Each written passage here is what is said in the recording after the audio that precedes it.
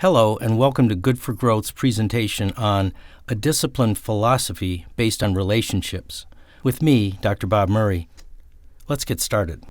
The Ohio chapter of the American Academy of Pediatrics has joined with the Cardinal Health Foundation to create Good4Growth, a program to promote childhood development by building strong relationships. The first phase of Good4Growth was aimed at giving pediatricians new skills to help cement the parent-child relationship. Recent research was presented in several areas related to child development, including one of the most challenging, using discipline effectively.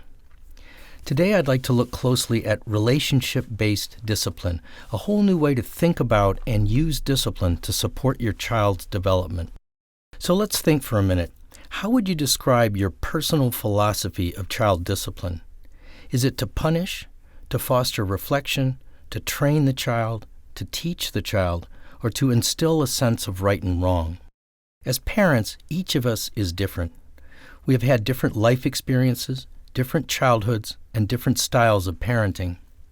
All of us, as parents, use discipline as a means to change an undesirable or even unsafe behavior, to guide the child toward a different way of behaving, and to build character. But to achieve those goals, parents use very different strategies, which usually reflect how they were disciplined and raised. Some are very strict, using punishment to exert control. Others try to reason with the child and use time out and talk, and still others often end up frustrated, screaming, but without much effect. Which approach works best? If you look in the dictionary, the root word for discipline comes from the Latin term to teach. In this session, we'll look at different style of discipline, one that is founded on parents' or caregivers' relationship with the child, and one that recognizes not only what the child does, but why they do it. Historically, parents have had a few tried and true methods of discipline that tend to remain in use generation after generation, even though researchers often identify problems that arise from using them. There is no question about it. An adult can force a child to stop doing something and act in a different way. Corporal punishment, such as spanking, has an ancient history and continues to be used in the U.S. by some parents. Parents claim it is effective, and yet there are problems. Nearly every child health, psychology, and educational authority, including the American Academy of Pediatrics, strongly discourages this type of discipline because it terrorizes more than it teaches. Yes, the behavior stops, but consider it from the child's point of view. The behavior stops out of fear of the parent. Instead of thinking about their own behavior, the child becomes focused on the parent's behavior. It's parenting by force rather than by teaching. As a result, the relationship is damaged. Over the past 50 years, most child care experts have recommended a form of time out as a means to correct and redirect a child's behavior. In the most common form of time out, the child is briefly isolated from the social life of the family, pressed to think about their behavior, and then welcomed back into the family with words of encouragement to behave in a different way. Attention is the tool used to motivate the child. This is a far more effective teaching tool than spanking or other harsh forms of punishment. Still, is it the best teaching tool we can use? Can we make time out even more effective? To understand how we might improve it, we need to look at what new studies have shown us about the child's brain development. Between a person's birth and age 3, the brain growth is truly staggering. The brain doubles by year 1 and triples by year 3 of life, all of it due to expanding connections between brain cells based on the child's experiences. The brain continues to change and build up connections throughout childhood and adolescence. Not until our mid-20s does the brain finish its development. What a child takes away from their early life experiences will shape everything they do as they age. The first 1,000 days represent a genuine, once-in-a-lifetime opportunity to teach. There are two areas of the brain that you need to know about. The first is the midbrain or middle brain, and the second is the front brain, the so-called prefrontal cortex. The midbrain is our emotional center. If you think about a child and their terrible twos, you get the picture right away. The midbrain develops first very early in childhood. This region stirs up emotions of all kinds, including fear and anxiety. Right next to it in the brain center is the brain's stress center. When we feel threatened, fearful, shocked, surprised, or frustrated, the stress center pours out chemical signals to the body, causing a racing heart, rapid breathing, and a feeling of being extra alert and ready for trouble. On the other side is a region that helps us form long-term memories, and those memories help us to understand new experiences. As a child plays, explores, and tries to stretch their boundaries, they learn new skills. They also face stresses every day. When they fall down the stairs and cry, frustrated and angry, it's the midbrain speaking. But each time, using their experience and encoding it into their memory center, they make a record of the event. If the events are traumatic and intensely emotional, or if they are constant day in and day out, the child's brain becomes wired that way. The child becomes a bundle of emotions that are never under good control. What we see when the child feels stressed, even for what seems to be a really insignificant reason, is an explosion from the midbrain. It results in a tantrum. The child is not in control of this. He has no skills or understanding to counterbalance this sudden rush of feelings. He gets swept away and collapses in a heap, screaming with tears and headbanging. The hardest thing for the parent to do at this point is to stop and think. But it's really important to ask yourself, what is my child feeling and why? This is the most important time to use the relationship between parent or caregiver and a child. The goal is to teach the toddler how to override the midbrain, control emotions, and learn how to act differently. How can we do that? First, understand that the front brain, right behind the forehead, is what will take over control from the emotional midbrain. The front brain is slower to develop, and it takes practice to build up its skills. That's our job as parents and caregivers. As a group, the front brain skills are called executive function, meaning that they are traits that help us manage our complex world. From the list of executive functions, you can see how important they are for an adult. These skills are not fully developed until young childhood, so it's something that adults need to scaffold and support throughout childhood, adolescence, and into young adulthood. And it forms the core of a relationship-based discipline strategy. The point of using discipline in early childhood is to practice and perfect front brain control. The goal is not short-term, squelching a single behavior today, but long-term, teaching the child how to control their impulses and instead to weigh their options and choose what's best. Scaffolding these skills is one of the greatest gifts we can give to a young child. What happens during stress? The midbrain emotional center erupts, certainly, but at the same time, so does the stress response center, which is close by. This region pours out what are called stress hormones, like cortisol and adrenaline, that stimulate a fight-or-flight readiness across the whole body. Every day, a child faces a variety of small, normal stresses that challenge and frustrate them. But these are positive stresses that give the child gentle practice in overcoming problems.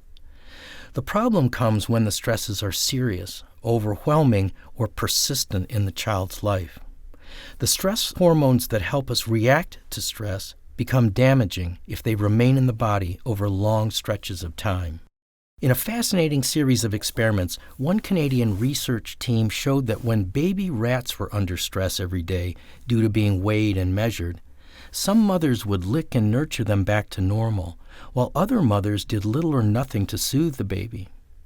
As they aged, the rat pups who were mothered after stress were normal, adjusted, healthy, and good socially. The highly stressed pups that were not mothered after being stressed became anxious, irritable, antisocial, fearful, and sick. When the researchers swapped mothers, they found that it wasn't a genetic thing, a bond between mother and her own baby. It was an act of mothering itself that made the difference. That finding opened our eyes in pediatrics. If the child's parents can't or won't do the nurturing that it takes to soothe the child after stress and help them build their front brain skills, who else might serve in that role? Grandparents, siblings, child care providers, and in schools, teachers, the bus driver, the lunch lady, lots of us in the community can make a difference. This is what scaffolding can do to put a solid foundation under a child. And that brings us back to discipline. Disciplining a child is a unique chance to practice serve and return. The intention here is not to punish or isolate. In fact, it's the opposite. Using discipline means banking on your relationship with the child to teach them how to think about their behavior and ways that they could act differently in the future. It's a chance to use front brain skills to calm the volcanic emotions of the midbrain. One of the biggest problems with spanking and corporal punishment is that it fires off the midbrain a second time. Not only do we miss an opportunity to practice using the front brain and learn a better way, but we make the stress response fire again, keeping the child emotional, agitated, anxious, and fearful. For the young child, a parent who is screaming down at them, clenching their fists, red-faced and angry, is terrifying. Nothing positive will be learned during that exchange. So how should a parent discipline a child? First, both the parent and the child need to move from an explosive, reactive frame of mind to a more calm and thoughtful frame of mind. Not easy, I know, but this is critical. The child can't learn and the parents can't teach when both are bursting with emotions. This is the time when the child needs that mothering we spoke of. Comforting and soothing the child will not spoil them. It will reinforce for them the idea that your relationship is strong and unbroken. That you want to understand what they're feeling and how to make it easier is the point of this calming behavior. The cool-down step is absolutely necessary, but it doesn't need to be a timeout in the traditional sense. You don't want a break in the relationship that isolates them. Instead, many child experts suggest a time-in approach, that is, create an area in the home or in the classroom designed as the child's personal space, one that's filled with their most comforting things, a blanket, favorite toys, stuffed animals. Here the child can learn to self-soothe, get their emotions under control, and be ready to talk with the parent or caregiver about what happened. Second, ask yourself, why did my child act out?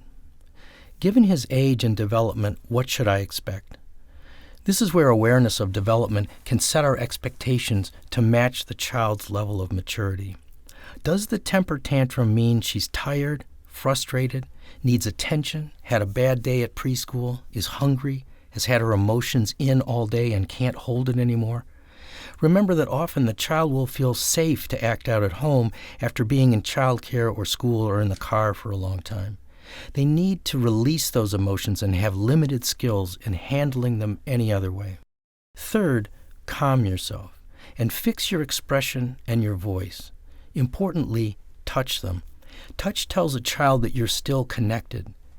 Tell them what you thought happened and ask them why it happened.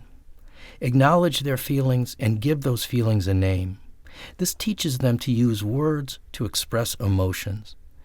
And then listen. Stop talking and listen. It's a two-way conversation, not preaching. So the 5 steps are pretty simple and very much tied to the relationship.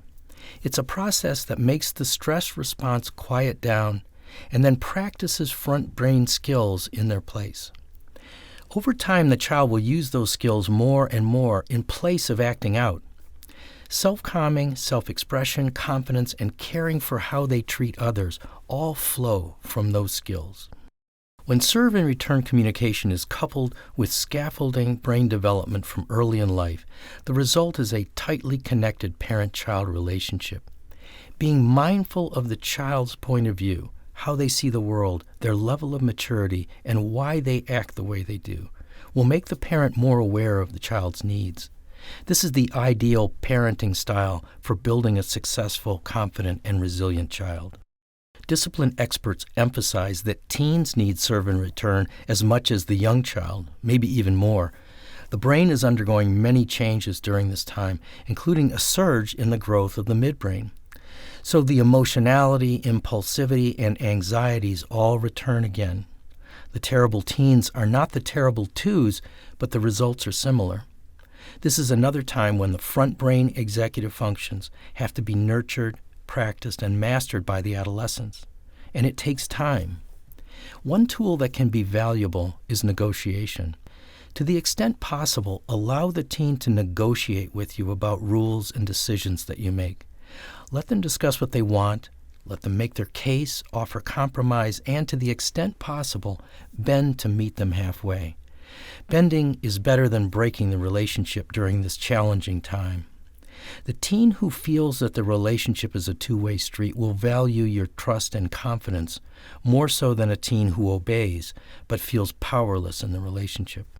Here's a simple review that Siegel and Bryson have proposed in their book, No Drama Discipline, to help you be more effective. First of all, reduce the number of words. Listen to the child. Secondly, involve your child in the discipline. Emphasize the positive and be creative as you approach each situation. And finally, remember, our role here is to teach insight and empathy. That is, make the child mindful of their emotional state. I want to say a few words about kids with attention problems and impulsivity. This is a specific area of discipline that requires even more skill on the part of the parent or caregiver. Experts emphasize that these kids have a problem with performance of tasks, not of skill or understanding. So they need even more support and guidance to help the front brain maintain control over the impulsive midbrain signals. The secret is to practice with the child in the home or classroom the kind of behaviors that they will need to use outside in the world.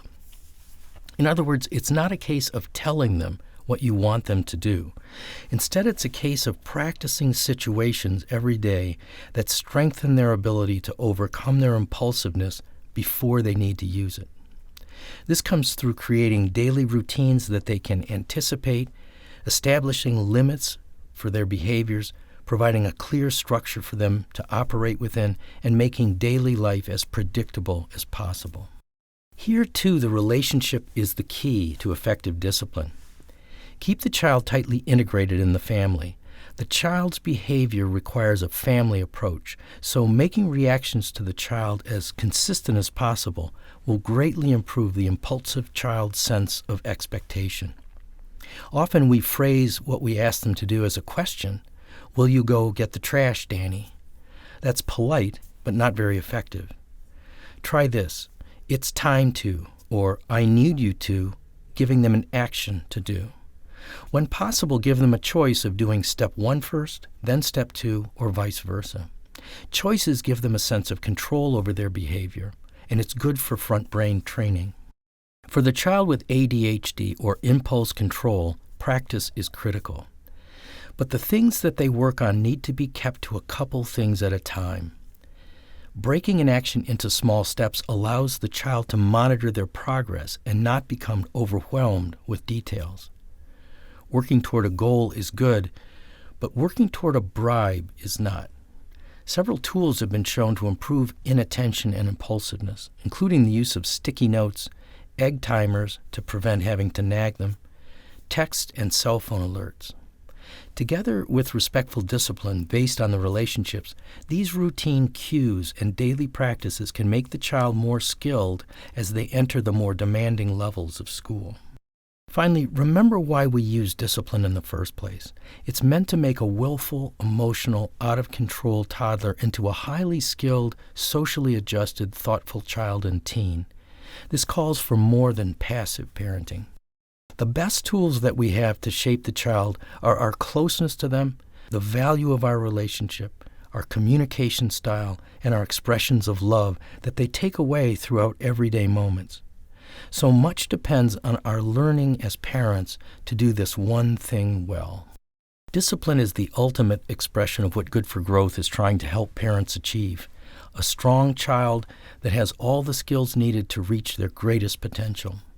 For the parent who's willing to make the effort to learn this discipline style, the investment will pay off for their child for life.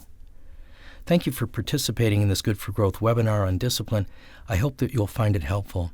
please look at our other resources on the Good for Growth website. This has been a presentation of Good for Growth, a program brought to you by the Cardinal Health Foundation and the American Academy of Pediatrics, Ohio chapter.